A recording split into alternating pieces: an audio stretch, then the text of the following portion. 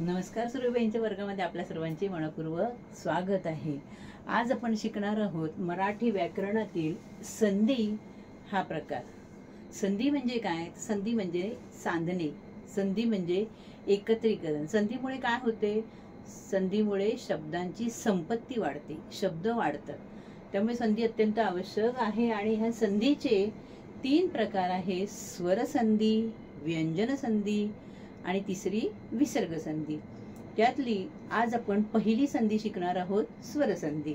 ही स्वर संधी मी तुम्हाला आज अगदी सोप्या भाषेमध्ये तुम्हाला समजेल अशा सहजतेने तुम्हाला शिकवणार आहे आणि ते तुमच्या कायम लक्षात राहील या अपेक्षेनेच तुम्हाला मी आज हे सगळं मांडलेलं आहे, व्यवस्थित एका लाईनीमध्ये लिहिलेले आहे, म्हणजे तुमच्या सहज लक्षात येईल। तर स्वर संधी म्हणजे काय? ते शब्दामध्ये दिलेले आहे त्यांनी। स्वर म्हणजे ज्यावेळी 2 स्वर म्हणजे जे वर्ण असतात ते दोन्ही वर्ण जर स्वर असतील तर त्यामुळे जी संधी तयार होते त्याला काय म्हणतात? स्वर संधी असे म्हणतात। एकमेकांसमोर येणारी वर्ण जर स्वराने जोडलेले असतील तर त्याला स्वर संधी म्हणतात।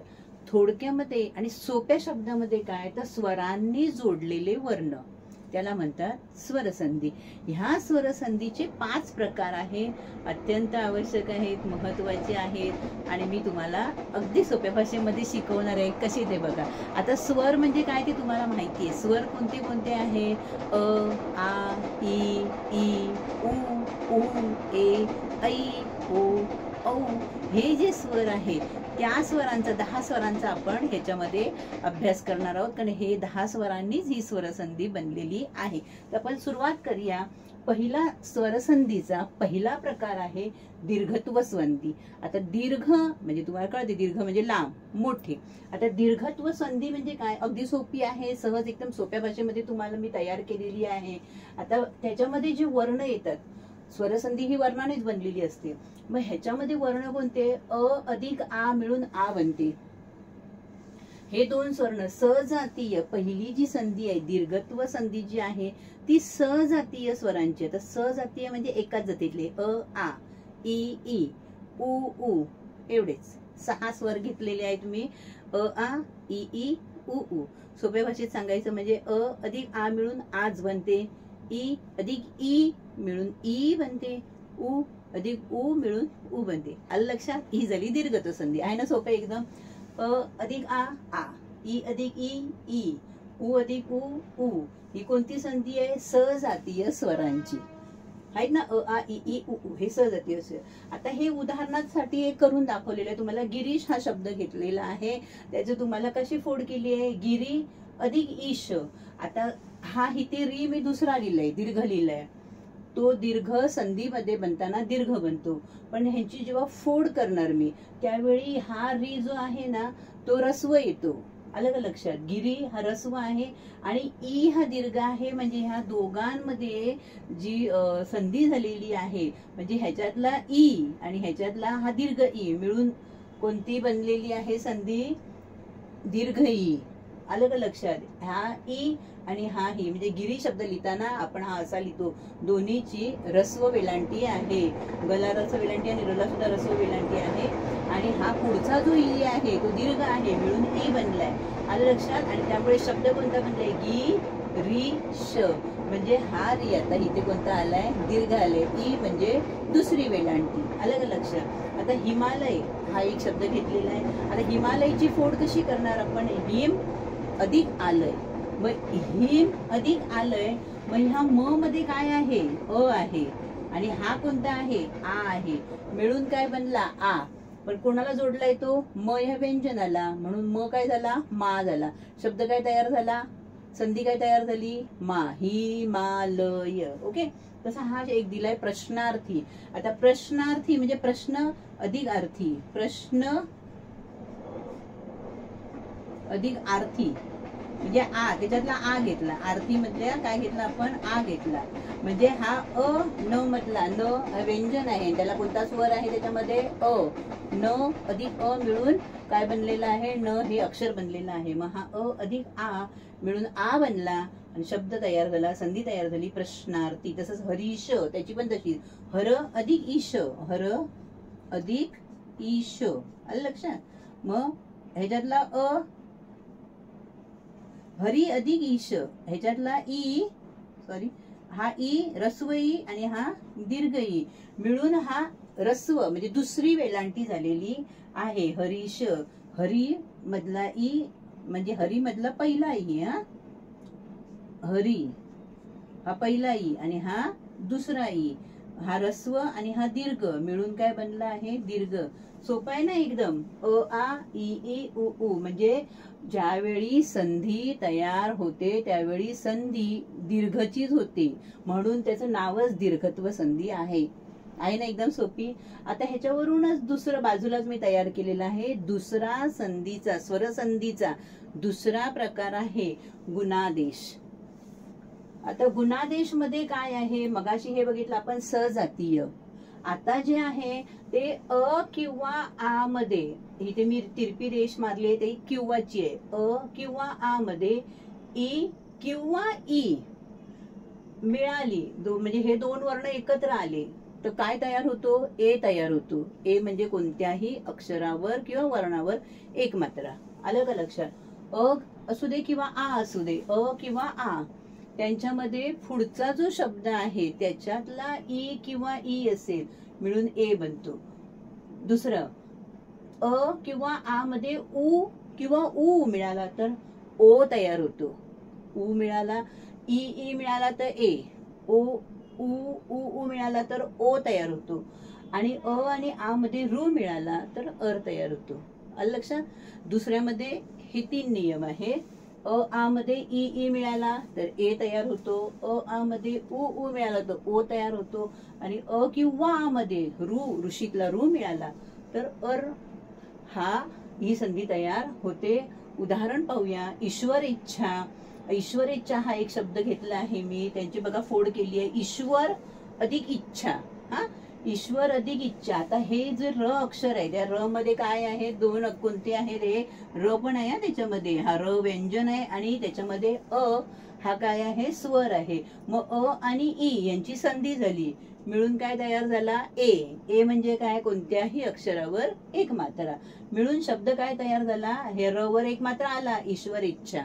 आलं का लक्षात तुमच्या. रेची फोड केली र अधिक ई, मग र अधिक ई ची ही ई म्हणजे अ आणि ई यांची काय झाली संधी, ए तयार झाली. ए म्हणजे कोणत्याही अक्षरावर एक मात्रा आहे ना, अगदी सोपं. दुसरा घेतलाय महोत्सव. म्हणजे आता ईचं उदाहरण घेतलं, आता ऊचं उदाहरण घेते. महोत्सव, महा अधिक उत्सव अशी यांची काय झाली फोड झाली. महा अधिक उत्सव. मग आता हा या शब्दामध्ये कोणतं हे आहे स्वर आहे आ, ह अधिक आ. मग आ घेतला आणि हा पुढचा ऊ घेतला. मग आ आणि ऊ, मग आ आणि ऊ यांचं काय झालं, हा ऊ असू दे तर हा ओच तयार होतो. आलं लक्षात. तर ओ तयार झाला म्हणजे त्या ह या व्यंजनाला तो जोडल्यामुळे त्याचा हो तयार झाला म्हणजे शब्द तयार झाला महोत्सव. आहे ना सोपं एकदम, काही कठीण नाहीये. तसंच महर्षी म्हणजे आता रू घेऊन महर्षी म्हणजे महा अधिक ऋषी. म्हणजे आता आ आला, आ आणि रू. आता हा आ आणि रू मिळून काय बनतो अर. म्हणजे काय झालं, आ आणि रू मिळून अर झालं. अर म्हणजे काय झालं महर्षी. महर्षी होणार नाही, अर तयार होतो ना त्यांचा, म्हणून महर्षी हा शब्द तयार झाला. गणेशची तशी तुम्ही करून बघा. पुढे बघूया वृद्ध्यादेश. वृद्धी म्हणजे वाढ. हा तिसरा प्रकार आहे वृद्ध्यादेश. आता ह्याच्यामध्ये कोणती येतात वर्ण पाहूया आपण. ह्याच्यामध्ये हे स्वर आहेत. अ किंवा आ मध्ये ए किंवा ऐ मिळाला तर कोणतं संधी तयार होते, ऐ. ऐ म्हणजे कोणत्याही अक्षरावर दोन मात्रा. लक्षात ठेवा, ऐ म्हणजे काय, कोणत्या अक्षरावर दोन मात्रा. अ किंवा आ मध्ये ए किंवा ऐ हा जर स्वर मिळाला तर ऐ तयार होतो. दुसरं काय आहे, अ किंवा आ मध्ये ओ किंवा औ हा जर स्वर मिळाला तर अवच तयार होतो. आलं का लक्षात. म्हणजे दीर्घ, जसं मगाशी आपण इथे बघितलं ना याच्यामध्ये दीर्घत्व मध्ये दीर्घ असेल तर दीर्घच संधी तयार होते. म्हणजे अ आ असेल आणि इथे ए ऐ असेल, इथे तयार अयच होतो. इथे अ किंवा आ मध्ये ओ किंवा औ हा जर स्वर मिळाला तर तयार होणारी संधी काय आहे, औच आहे. आलं का लक्षात. ह्यांची दोनच आहे. आता उदाहरण दाखल शब्द घेतलाय एकैक.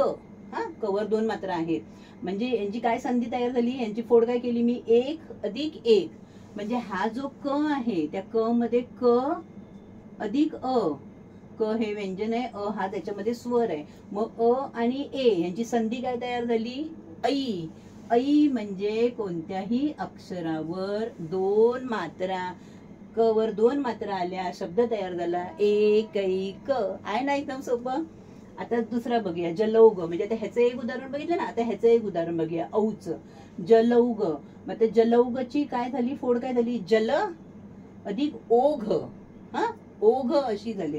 ओघ वाहतो तो. आता ल मध्ये काय काय आहे? ल अधिक अ आहे. ल हे व्यंजन आहे, अ हा स्वर आहे, त्याच्यामध्ये ओ हा अजून एक स्वर मिळाला. मग ह्याच्यामध्ये अ आणि औ यांचं काय होते? औ तयार होते. अ आणि ओ यांची औ ही संधी तयार झाली. त्यामुळे काय झाला? शब्द तयार. संधी काय तयार झाली? जलौघ. तशी तुम्ही सदैव आणि गंगा औघ या दोघांची संधी तुम्ही स्वतः करून पहा. उदाहरणासाठी तुम्हाला एक दिलेला आहे. आता अजून आपण पुढचे बघूया. उरले पुढचा पाहूया आपण. हा चौथा प्रकार आहे स्वरसंधीचा, यनादेश. आता ह्या यनादेश म्हणजे काय? इथे विजातीय स्वर येतात. जसे मगाशी दीर्घत्व संधीमध्ये स जातीय एकाच जातीचे आलेले, तसे ह्याच्यामध्ये विजातीय. आता विजातीय म्हणजे कोणते? आता ई आणि हा दीर्घ ई, हा रस्वई दीर्घ ई, ह्याच्यामध्ये जर अ हा स्वर मिसळला तर त्याच्यापासून तयार होणारी संधी आहे य. तसंच उ किंवा उ ह्याच्यामध्ये जर अ हा स्वर मिसळला तर तयार होणारी संधी व तयार होते. लक्षात ठेवा, हे दोन आहेत यनादेश मधले, य आणि व. ई किंवा ई मध्ये अ मिसळला किंवा उ किंवा उ मध्ये अ जर मिसळला तर व ही संधी तयार होते. उदाहरणादाखल तुम्हाला इथे दिला आहे शब्द मी, इत्यादी. आता इत्यादीचे आपण फोड काय करणार? इति अधिक आदी. आता हा जो इति म्हणजे ती आणि आ ह्या दोघांची संधी होणार. म्हणजे आता ती मध्ये काय येतं? अधिक हा रस्व ई आहे आणि त्याच्यामध्ये हा पुढचा आ, म्हणजे ई आणि आ यांची काय झाली संधी तयार? काय झाली? या. आलं का लक्षात? इथे सांगितल्याप्रमाणे जर म्हणजे ई किंवा ईच अ असेल तर य, आ असेल तर या होणार. आता इथे आ आहे म्हणून या झालं आणि पुढे हा त आहे अर्धा, त्यामुळे त्या, म्हणून तयार झाला काय शब्द? इत्यादी. आलं लक्षात? अजून तुम्हाला दिले इथे प्रीत्यर्थ. मग प्रीत्यर्थचं पण तसंच होणार, प्रीती अधिक अर्थ. आलं का लक्षात? प्रीती अधिक अर्थ. मग ती म्हणजे त अधिक ई अधिक अ, मग ई आणि अ यांची काय झाली? य, म्हणून शब्द तयार झाला प्रीत्यर्थ. आता मन्वंतर. मन्वंतर म्हणजे मनू. आता ह्याचं एक उदाहरण घेऊया. उ किंवा उ असेल त्याच्यामध्ये अ मिसळला तर शब्द तयार, अक्षर कोणतं तयार होतं? संधी व तयार होते. म्हणजे मनू अधिक अंतर म्हणजे मनू, मनूचा हा जो नू आहे ना म्हणजे न अधिक उ आणि पुढचं काय आहे? अ. मग उ आणि अ यांचं काय तयार होतं? व, आणि हा अर्धा न आहेच म्हणून शब्द काय तयार झाला? मनवंतर. आहे ना एकदम सोपं. पुढचं शेवटचं पाहूया, पाचवा प्रकार आयादी आदेश. आता आयादी आदेश आहे ना, ह्याच्यामध्ये ए ऐ ओ औ हे जे चार स्वर आहेत, ए ऐ ओ आणि औ, ह्या चारांच्या पुढे कोणताही स्वर आला, कोणताही म्हणजे अ आ इ कोणताही जरी स्वर आला तरी ए जर असेल तर ऐ बनते, ऐ असेल तर आय बनते, ओ असेल तर अवी बनते आणि औ असेल तर आवी बनते. आहे की नाही एकदम सोपं? आलं का तुमच्या लक्षात? ए ला ऐ, ऐ ला आय, ओ ला अवी आणि औ ला आवी.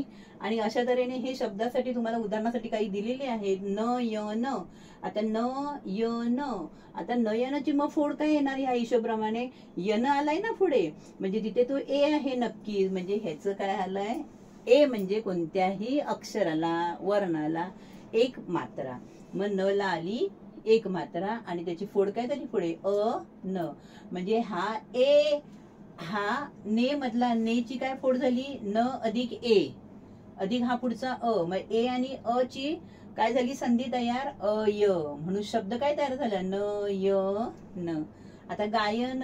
तर गायनची गा अधिक यन नाही होत, तर गाची गायनची काय होणार? त्यांच्या ह्याच्याप्रमाणे हा ऐ येणार, म्हणजे गई अधिक अन, गई दोन मात्रा, कोणत्याही अक्षराला दोन मात्रा. मग ग अधिक ऐ अधिक हा अ, मग ऐ आणि अ यांची काय झाली, आय झाली, म्हणून ते गा य न. त्याप्रमाणे नाविक आणि गविश्वर, मग नाविक त्यांच्या ह्याच्याप्रमाणे आपण करायचं नाविक. मग नाविकची काय होणार, व तयार झालंय. आता व तयार झालंय म्हणजे इथे काय येणार आपल्याला, ओ येणार ना, किंवा औ येणार. मग काय येणार, ना म्हणजे नाविक, मग नऊ, नऊ येणार. नऊ अधिक काय येणार पुढे, इक. मग त्या दोघांची औ आणि ई यांची काय झाली तयार, त्यांच्या हिशोबाप्रमाणे आवी, म्हणून ना वी क.